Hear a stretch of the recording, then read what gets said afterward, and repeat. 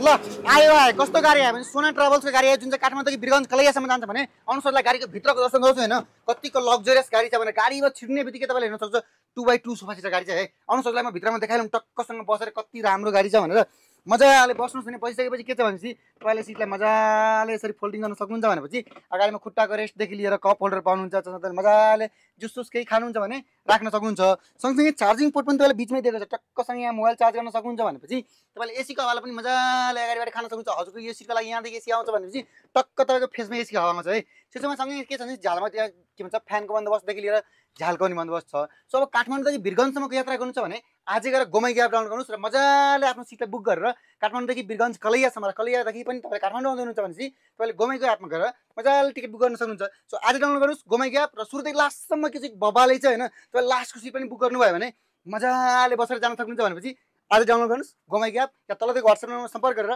booking गर्न सक्नुहुन्छ धन्यवाद